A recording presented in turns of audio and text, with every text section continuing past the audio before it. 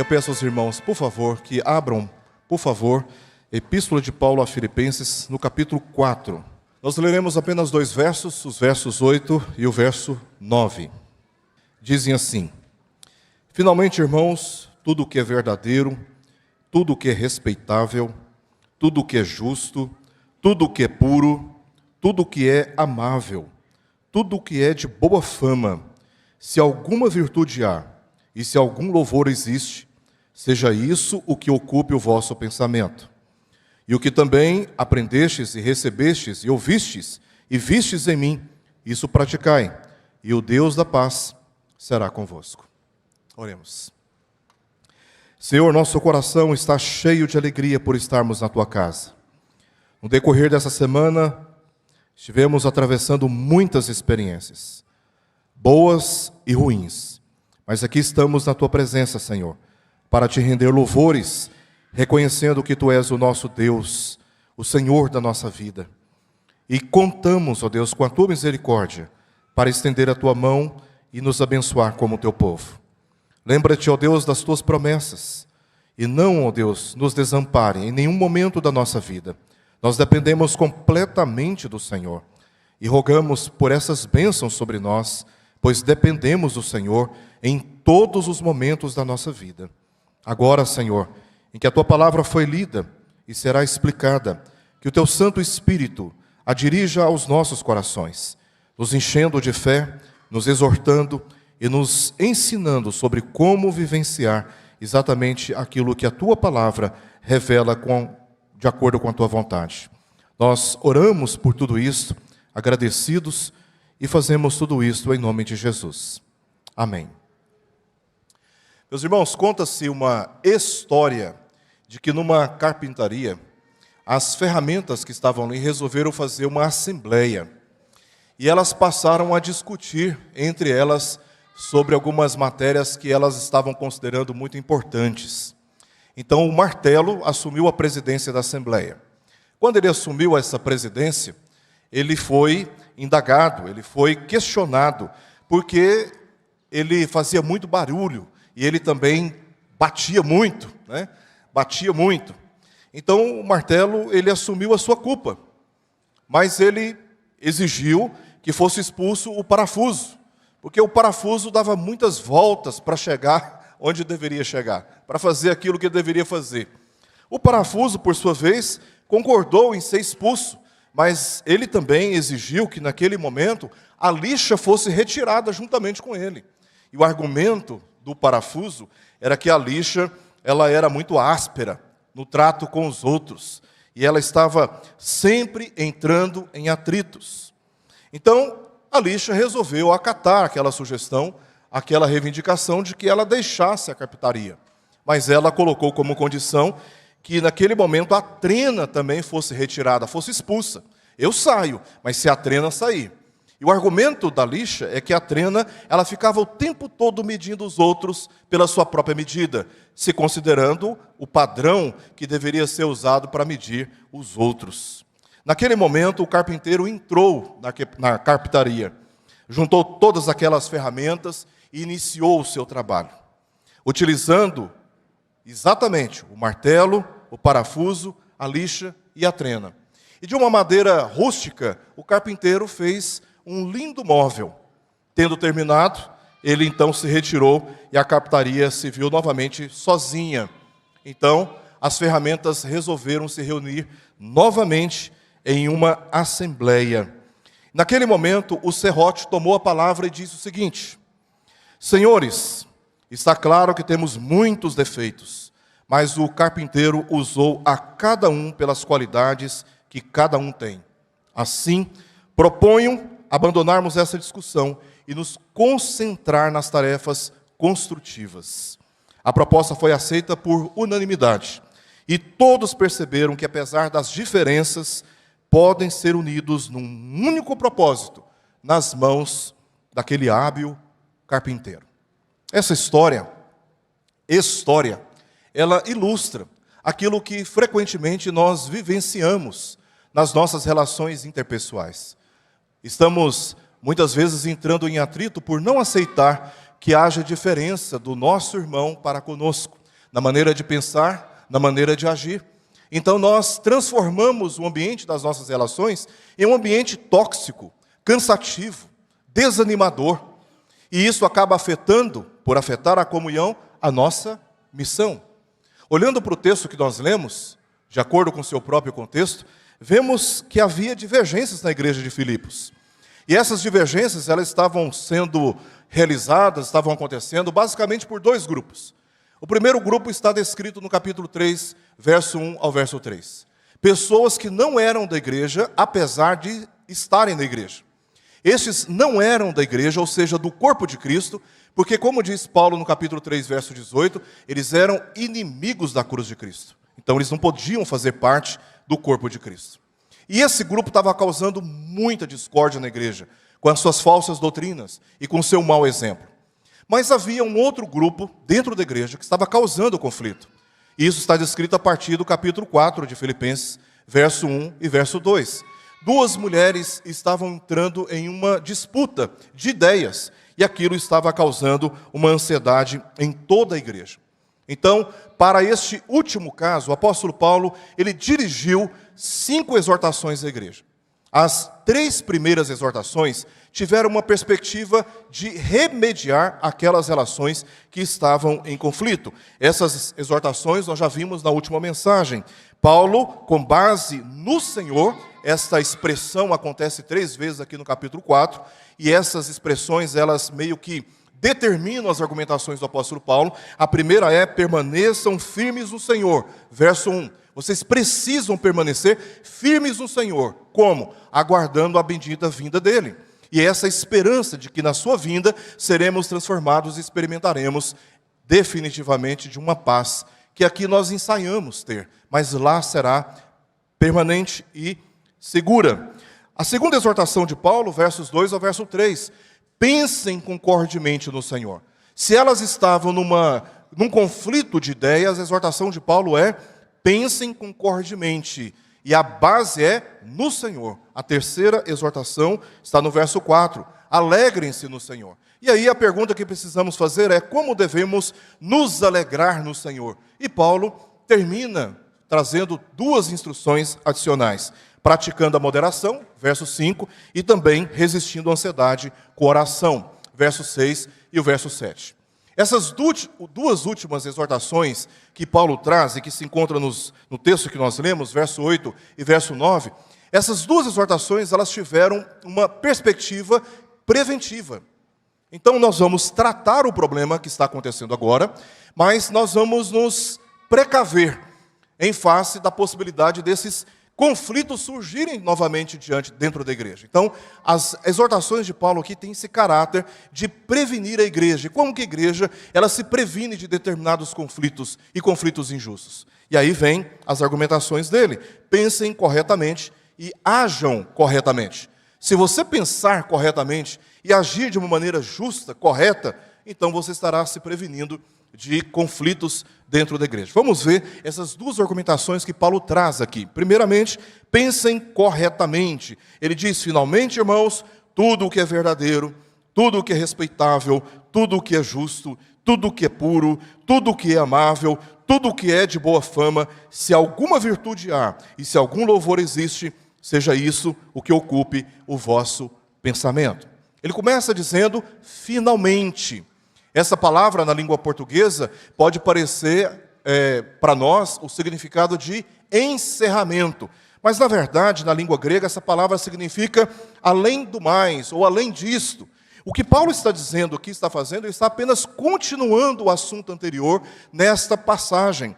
O assunto que ele trata dos versos 1 ao verso 7 tem continuidade agora no verso 8.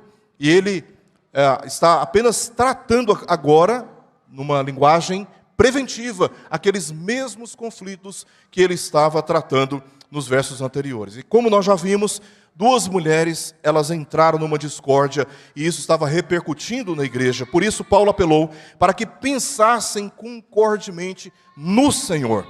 Evidentemente, o motivo daquela discórdia era por questões periféricas e secundárias, que só poderiam ser reparadas se ambas se unissem as suas convicções naquilo que era central ou primário. o Senhor Jesus, conforme nós lemos nos versos 20 e verso 21. No verso 20 do capítulo 3, Paulo disse: a nossa pátria está nos céus, de onde também aguardamos o Salvador, o Senhor Jesus Cristo.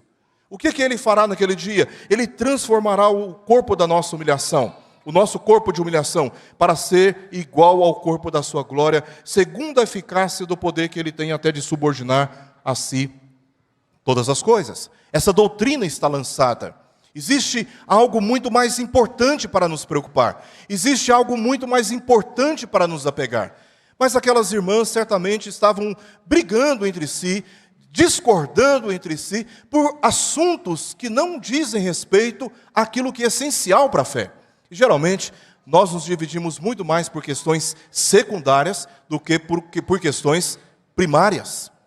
Nós temos discórdia sobre, por exemplo, a questão do batismo. Se ele deve ser por aspersão, se ele deve ser por imersão, se ele deve ser por efusão. Irmãos, essas coisas são secundárias. O que é principal? É que os penitentes, os pecadores que reconhecem o seu pecado e arrependidos, desejam professar a sua fé em Jesus Cristo publicamente. E como confirmação dessa fé interna, receber a água do batismo, que é uma confirmação, é um selo externo, que só tem sentido se houver uma convicção interna. Isso é o mais importante, em nome do Pai, do Filho e do Espírito, pois os três coexistentes como um único Deus é o único merecedor de todo louvor pela conversão de um pecador à vida eterna. Isso é o mais importante. Mas a gente fica discutindo, você foi batizado de um jeito, eu fui batizado de outro. Às vezes discutimos, a igreja fulana de tal, a tal igreja, ela não pensa exatamente como eu penso. E a gente começa a considerar os nossos irmãos, alguns irmãos pentecostais, alguns irmãos neopentecostais, como se eles fossem inimigos da fé. Porque nós temos a melhor doutrina, porque nós temos uma estrutura organizacional muito mais amadurecida e acabamos desprezando irmãos sinceros na sua fé em Jesus Cristo. E eles, quando você vai analisar, não são todos, obviamente, mas muitos deles têm as mesmas convicções naquilo que é central para nós presbiterianos. E quantas vezes nós desprezamos o nosso irmão porque ele é pobre ou ignorante? E quantas vezes desprezamos o nosso irmão porque ele é rico e culto? Coisas que são secundárias, passageiras, e que representam diferenças naturais de uma vida social. E deveríamos nos apegar muito mais às questões centrais da fé. E essas irmãs, elas não estavam pensando assim. Elas estavam discutindo entre elas coisas que são secundárias. E Paulo está dizendo, olha, existem questões centrais muito mais importantes que nós devemos nos apegar. E quando nós temos essa visão, quando nós temos essa percepção, o que acontece é que nós nos tornamos muito mais unidos. Nós nos tornamos muito mais fortalecidos na nossa comunhão. Mas o que acontece muitas vezes é aquilo que Paulo trata em Romanos capítulo 14, em 1 Coríntios capítulo 8, discussões sobre coisas que são periféricas. E deveríamos nos apegar mais nas questões centrais. Isto sim é reparador. E se nós pensarmos assim, vamos nos prevenir de muitos conflitos que podem ser evitados. Diferenças de pensamentos e opiniões são inevitáveis, porque somos formados por experiências diferentes no decorrer da vida, mas é possível vivermos em paz uns com os outros se estivermos comprometidos em seguir na direção da mesma esperança. Jesus, ele teve esse sentimento, ou uma outra tradução possível, ele teve esse mesmo pensamento quando ele foi subordinado à humilhação da encarnação, às atrocidades que cometeram contra ele, as calúnias que dirigiram contra ele, as torturas que praticaram contra ele e até mesmo o sacrifício. Jesus tinha esse pensamento, ele tinha esse sentimento, capítulo 2, verso 5, que obedecer o Pai é mais importante. Se eu vou sofrer por causa disso, ou serei caluniado por causa disso, se passarei por dificuldades ou não passarei por dificuldades, por obedecer a Deus, essas coisas são secundárias. E é isso que Paulo vai falar na sequência do texto, a partir do verso 10, conteúdo da nossa próxima mensagem. Existem coisas mais importantes que devemos nos apegar.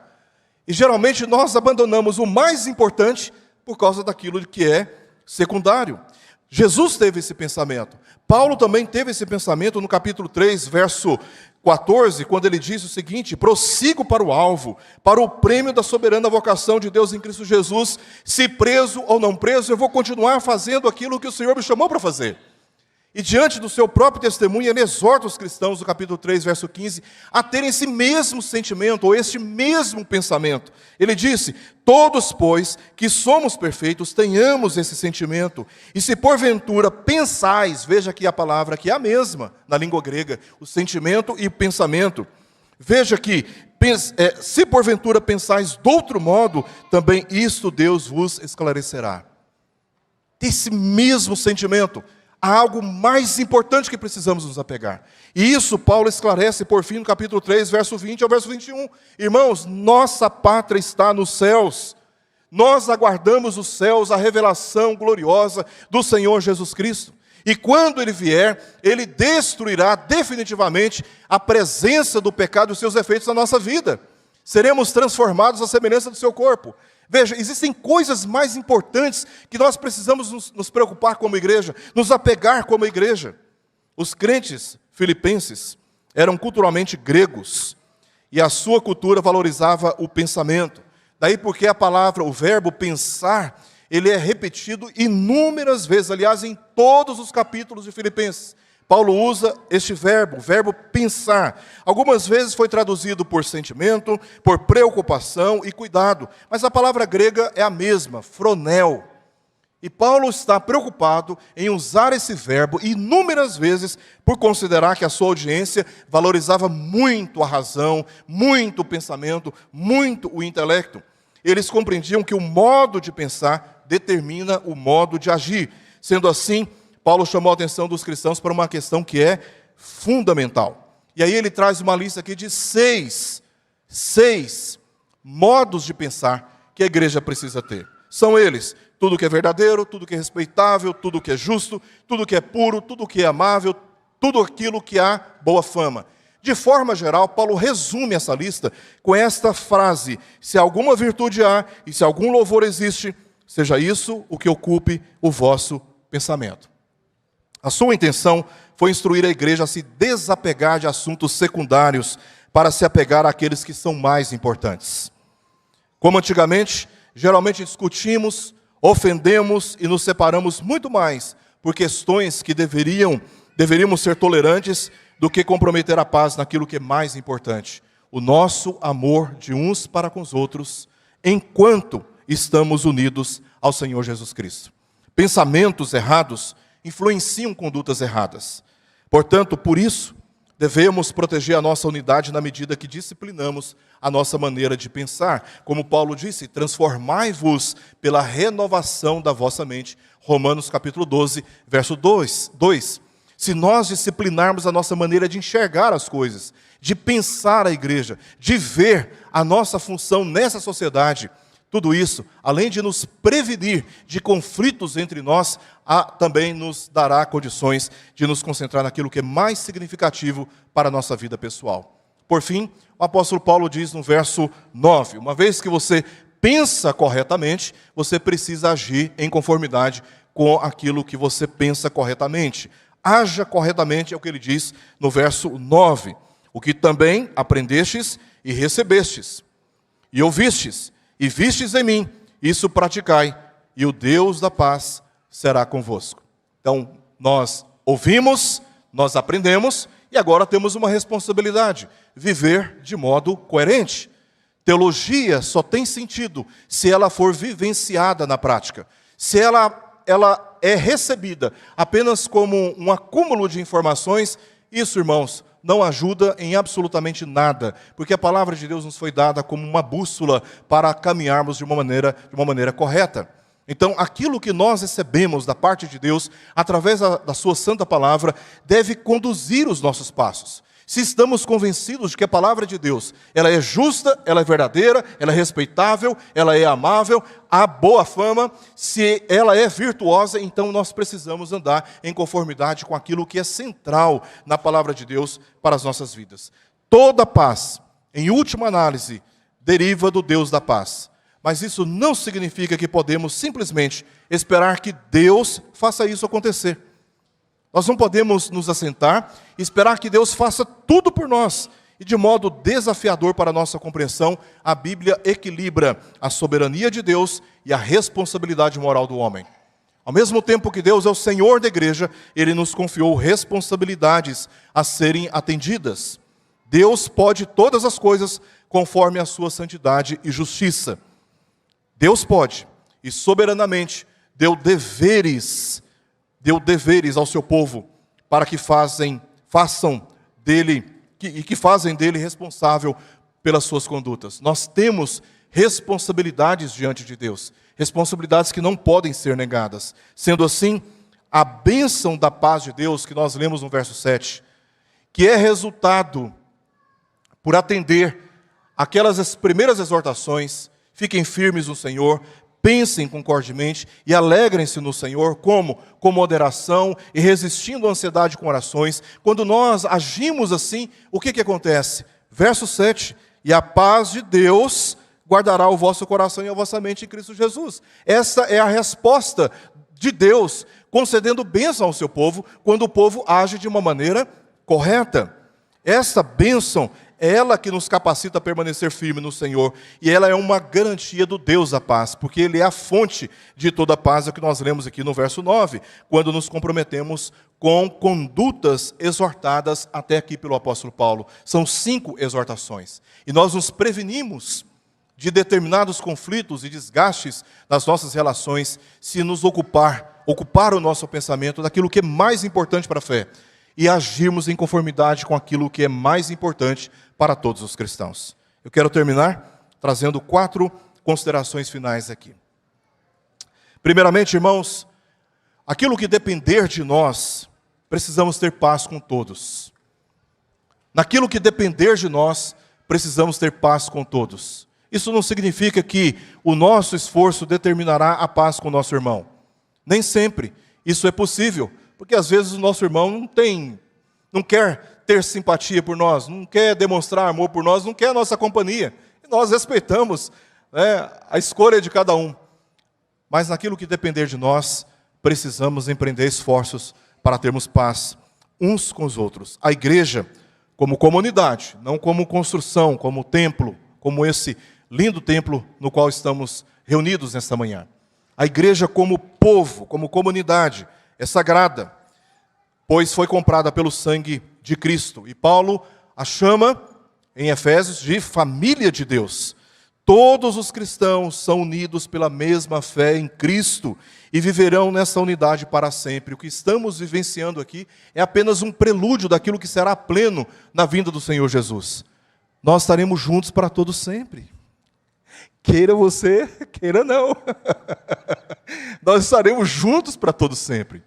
O que estamos vivenciando aqui é passageiro. Então você pode olhar para o seu irmão e começar a se ver ao lado dele para todo sempre. É isso que vai acontecer. Nós viveremos juntos, unidos para todo sempre. Então a melhor coisa que nós fazemos, olhando para aquilo que é fundamental na perspectiva da igreja, é considerar o nosso irmão como parte de uma família eterna. A família que foi constituída pelo sangue do Senhor Jesus Cristo. Nós somos um só povo, nós somos uma só raça, nós somos todos uma só propriedade exclusiva do nosso Deus. Somos um reino de sacerdotes. Todos têm livre acesso à presença de Deus pela única mediação de Jesus Cristo. Nós somos e devemos ser sempre unidos na mesma fé em Cristo Jesus. Nenhuma desavença, nenhuma discriminação contra os nossos irmãos, nenhuma discórdia, nenhuma maledicência, nenhuma intolerância ou falta de perdão justifica vivermos desconfiados uns dos outros ou desprezando a nossa comunhão, evitando estar reunidos na casa de Deus uns com os outros, no culto devido a Deus. Nada justifica isso, nada justifica isso. Segundo lugar, disciplinemos os nossos pensamentos. Disciplinemos os nossos pensamentos, os nutrindo com a palavra de Deus. O exemplo que temos deste pensamento disciplinado está esclarecido no capítulo 2. E eu peço aos irmãos que abram, por favor, lá no capítulo 2, lá no verso 2. O exemplo que o próprio apóstolo Paulo dá sobre como disciplinar o nosso pensamento. Aqui ele declara a condição, verso 2: completai a minha alegria de modo que penseis a mesma coisa, tenhais o mesmo amor, sejais unidos de alma, tendo o mesmo sentimento. Essa é a condição primária, o fundamento de um pensamento disciplinado. E como evidência, como resultado, como fruto desta condição, ele traz agora duas questões importantes que derivam exatamente dessa condição. Primeiro, hajam por humildade. Verso 3. Nada façais por partidarismo ou vanglória. E aqui está o ponto central. Mas por humildade, considerando cada um os outros superiores a si mesmo. Então, todos nós deveríamos olhar para o nosso irmão, independente da sua classificação socioeconômica, da sua condição acadêmica, da sua história, não importa. Deveríamos olhar uns para os outros, os considerando superiores a nós mesmos, agindo assim por humildade. Em segundo lugar, Paulo esclarece no verso 4 que, uma vez que nós consideramos o nosso irmão superior a nós, devemos então prestar um serviço altruísta. Verso 4, não tenha cada um em vista o que é propriamente seu, senão também cada qual o que é dos outros. Quando eu considero o meu irmão superior a mim, sabe o que eu faço com os meus títulos acadêmicos? Sabe o que eu faço com a minha história, que eu considero o mérito para reivindicar algum tipo de respeito? Sabe o que eu faço pelo cargo que eu ocupo? Sabe o que eu faço com tudo isso? Eu coloco isso para trás, eu afasto isto. Eu me vejo diante do meu irmão como um simples servo, enviado por Deus para servi-lo.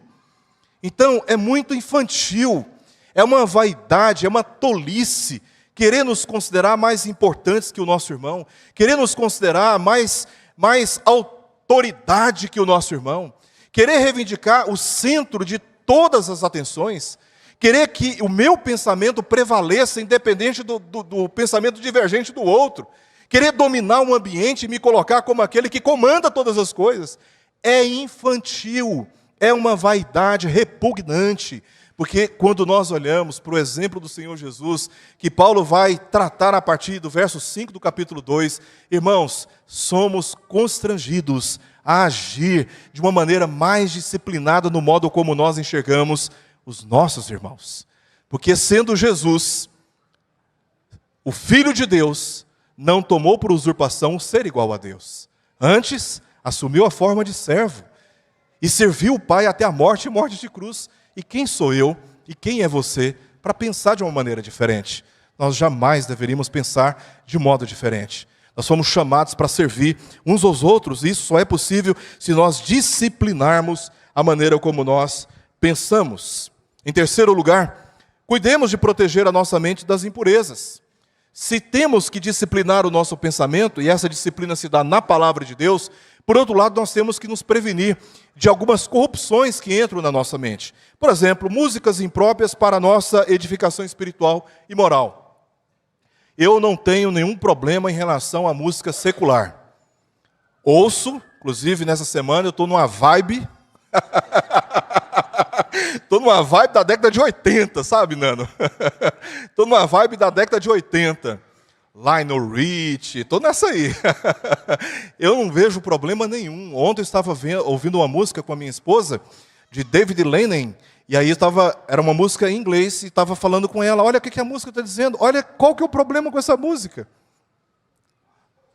Eu não tenho um problema com isso, mas, ao mesmo tempo, eu preciso admitir, existem músicas que elas perturbam o nosso pensamento, perturbam e ofendem a nossa fé em Jesus Cristo.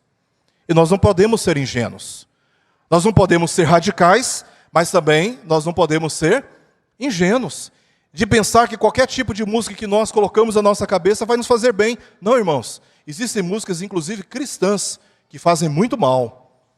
Fazem muito mal para a mente. Nós temos que ser seletivos, cuidar da nossa mente, escolher o que nós queremos ouvir. Porque de tanto ouvir, é uma técnica da psicologia, da indução. Ontem eu estava no supermercado com a minha baixinha, com a minha esposa, e estava vendo o rapaz tentando induzir o pessoal a acreditar que quando ele anunciasse o produto, seria um produto que as pessoas precisavam, que elas não podiam perder aquela oportunidade, que o preço seria capaz delas pagarem. Ele não tinha falado que produto era, qual era o valor, e nem se a pessoa tinha necessidade, mas ele já estava cercado de muitas pessoas prontas para avançar naquele produto quando fosse anunciado. É uma técnica de indução. De tanto ouvir, sabe o que vai acontecer? Aos poucos a gente vai começando a nos convencer de que aquilo é aceitável. quando não é aceitável. E nós temos que cuidar da nossa mente no tocante àquilo que nós ouvimos. Também, irmãos, o excesso de cenas de violência e de sensualidade em filmes. Hoje é quase inevitável. Você vai assistir um filme, é quase inevitável. Agora estão colocando cenas de práticas homoafetivas, né? Quase tudo quanto é filme que você vai assistir tem. Sabe o que você faz? Pega o controle, você tem um controle. Não sei se vocês me entendem. Vocês têm um controle. Passa rapidamente aquela cena. Não permita que a sua mente memorize aquela cena. Aquilo vai te fazer mal. Sabe o que vai acontecer? Você está aqui na hora do culto, louvando a Deus em oração, e você está lembrando daquela porcaria. Tem filme que não vale a pena nem assistir. Tem filme que não vale a pena nem assistir. E determinadas cenas, tenha o controle, passe aquela cena rapidamente, não fique se expondo a essas coisas. Desvie os seus olhos também daquilo que você não pode desejar. Você não pode desejar. Então desvie os seus olhos, desvie o seu caminho, cuide da sua mente. Permita que a sua mente se ocupe somente daquilo que é, como diz o apóstolo Paulo, daquilo que é louvor e daquilo que há virtude. Tente encher a sua cabeça da palavra de Deus, daquilo que é puro, daquilo que é verdadeiro, daquilo que é respeitável. Você vai perceber como a sua conduta e a maneira de você enxergar as coisas começará a mudar. Em último lugar, todas essas coisas, elas não podem ser feitas sem ter Jesus à nossa frente. Pedro diz na sua epístola no capítulo 4, verso 1 e verso 2. Ora, tendo Cristo sofrido na carne, armai-vos também vós do mesmo pensamento.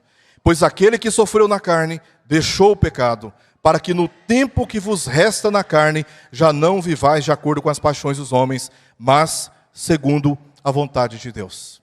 E aqui eu quero me dirigir àqueles que são cristãos professos e aos que não são cristãos professos.